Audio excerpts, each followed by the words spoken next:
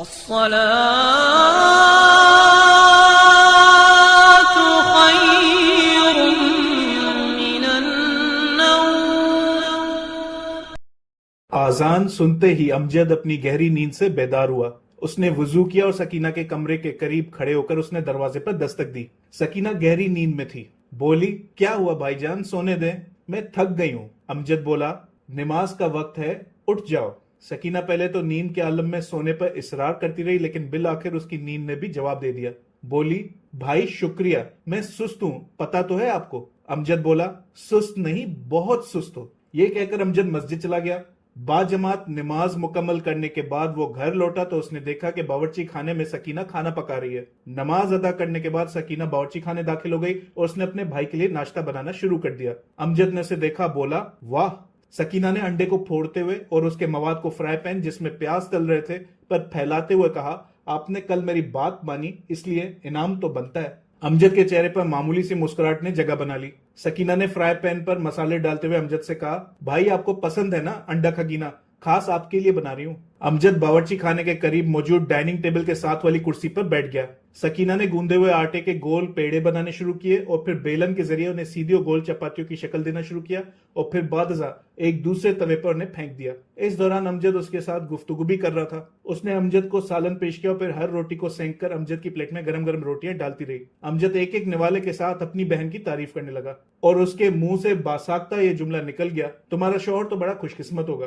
कहने के बाद अमजद को महसूस हुआ कि अपनी बहन के सामने ऐसी बात नहीं करनी चाहिए। सकीना ने भी शर्मिंदगी में हल्की सी मुस्कुराहट दी और महज खामोश रहना बेहतर समझा। इस दौरान अमजद निवाले को चबाते हुए सकीना से बोला, हाँ याद आया, वो कल चचा जान कह रहे थे कि तुम्हारे लिए एक रिश्ता आया है। सकीना ने चिमटे से चपाती को सेंकते हुए कहा, लड़के के बारे में बताया, कौन है? अमजद ने जब उसे बताया कि वो बाहर रहता है तो सकीना ने कहा, फिर ना ही समझिए, दूसरे इस मुल्क से जाने की जिद लेकर बैठे हैं तो हम इस मुल्क में रहने की जिद लेकर बैठेंगे। अमजद ने सकीना को कहा कि बहुत सारे किसी न किसी वजह से इस मुल्क को छोड़ के जा रहे हैं। सकीना बोली, मेहनतकश और मजदूर और काम करने वाले वो बेचारे तो कमाते हैं और यहाँ रकम भेजते हैं, लेकिन दूसरी तरफ चचा जान और राइल भाई के तरस के लोग भी हैं। इस किस्म के लोग यहाँ से दौलत बाहर ले जाते हैं। उनके पास जो दौलत है, बहुत सारे पाकिस्तानी उसकी ख्वाहिश रखते हैं। इसी दौलत ने उन्हें इस काबिल बनाया कि बाहर जाकर ये लोग वहां के मुकामियों से भी अच्छी जिंदगी गुजारते हैं। लेकिन खैर क्या करें। अमजद ने चपाती के एक टुकड़े को निकालते हुए कहा, कल तुमने सुना नहीं, चचा जान बता रहे थे कि कैसे रिश्वत मांग रहे थे वो आबपाशी के महकमे वाले।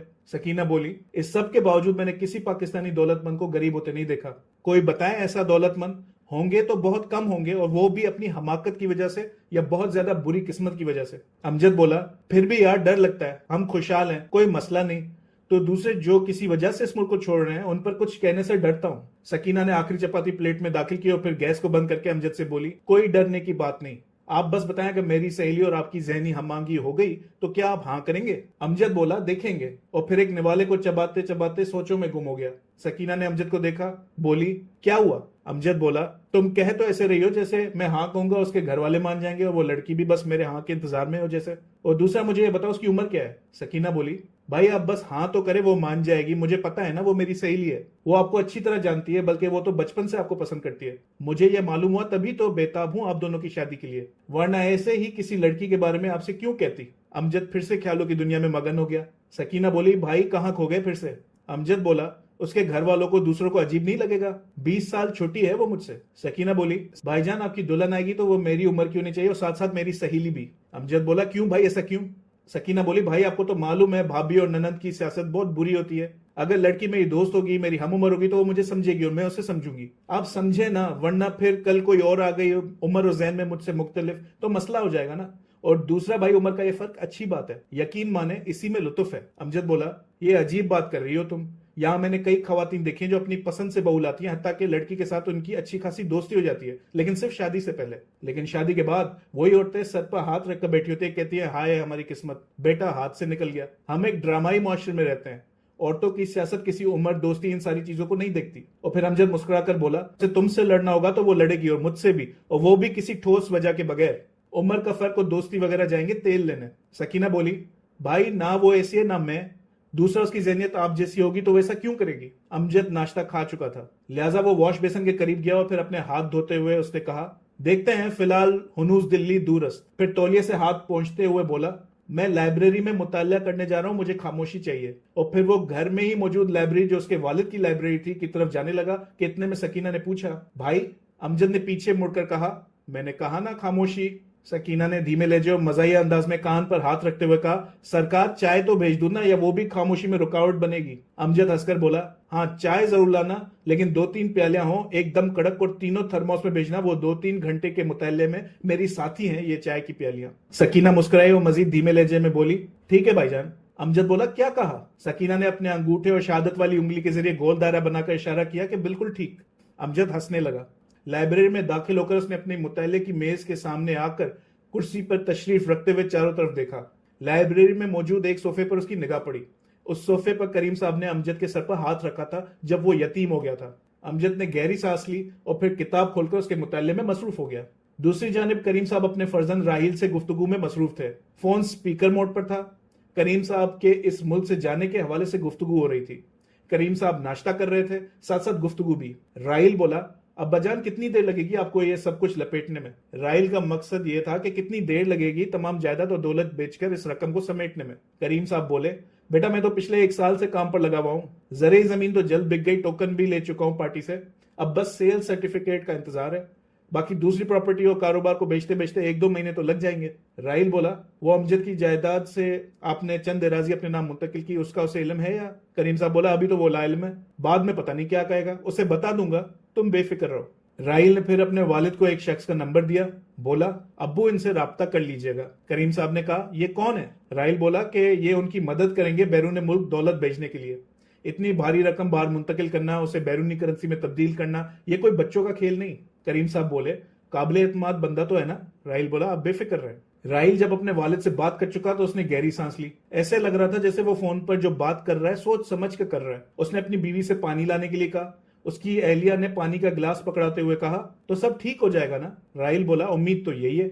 साजदा राहिल की बीवी बोली, लेकिन जब पापा को पता चलेगा कि ये सारी दौलत तो साथ साथ एक शर्ट भी है, उन्होंने सकीना के हवाले से बात की? राहिल बोला, वो मैंने पूछा, बोले कान में बात डाल दिए, इस हवाले से तो मुझे ही अमजद से बात करनी होगी। दूसरी तरफ अमजद अपना मुतल्ला मुकम्मल करके नहाने चला गया और फिर उसने सकीना को खुदा हाफिज कहा। वो अपने कारोबार पहुंचा। अमजद एक 2 मंजिला सुपर मार्ट चलाता है। मार्ट में दाखिल होते ही उसने तमाम मुलाजमीन को सलाम करते हुए सीधा अपने दफ्तर पहुंचा। उसने दस्तावेजात को देखना शुरू किया। एक दस्तावेज पढ़ते ही उसने बगैर देखे घंटी बजाई। उसका चपरासी अंदर आया। बोला, जी साहब। अमजद बोला, वकास साहब को बुलाओ। वकास साहब मार्ट के मैनेजर हैं। वकास दफ्तर में दाखिल हुआ तो अमजद ने उससे पूछा, ये बहुत से लोगों की रकम देनी है, ये रकम क्यों रोकी हुई है? वकास बोला, सर अभी सेल्स की हालत बहुत बुरी है। इसी महीने कभी हड़ताल तो कभी छुट्टी की वजह से मार्ट बंद रहा, लिहाजा हम मौजूदा रकम के पेश नजर तमाम बकायाजात जल्दी अदा नहीं कर सकते। अमजद बोला, तुम बकायाजात अदा करो, रकम का मसला मेरा है, मुझे अल्लाह ने दिया है, मैं किसी की रकम रोक नहीं सकता, क्योंकि फिर मैं दूसरों से भी तवक्को नहीं रख सकता कि वो मेरी रकम ना रोकें। मेरे पास दूसरे जराए आमदन है, तुम चेक्स बनाओ जल्दी और बकायाजात अदा करो। वकास बोला, जो आप बेहतर समझे सर, जैसे ही चेक्स तैयार होते हैं मैं आपके पास दस्तखत लेने के लिए आ जाऊंगा। वकास जाने लगा तो अमजद ने उसे रोका और बोला, हाँ चचा जान आने वाले हैं, उनके लिए खाने का एहतमाम करना।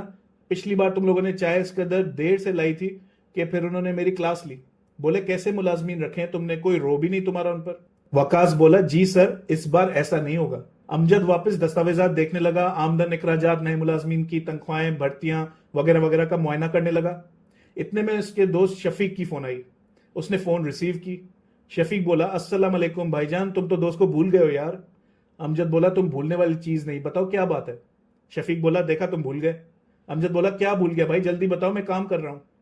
शफीक बोला, भाई काम ही तो मांगा था तुमसे मैंने, अभी तक तुमने जवाब नहीं दिया। अमजद ने सर पर हाथ रखते हुए कहा, अरे हाँ यार मैं भूल गया था। फिर बोला, तुम आज कुछ देर में मुझसे मिलना, समझो तुम्हारे काम का बंदोबस्त हो जाएगा। शफीक बोला, सच्ची? खाओ अपनी कसम। अमजद बोला, भाई मेरी कसम, यकीन मानो कल रात ही पता चला चचा जान बाहर जा रहे हैं, अब बच्चा खासा काम मेरे सर पर जाना है, तुम मेरी मदद कर देना इस हवाले से। शफीक बोला, नेकी और पूछ पूछ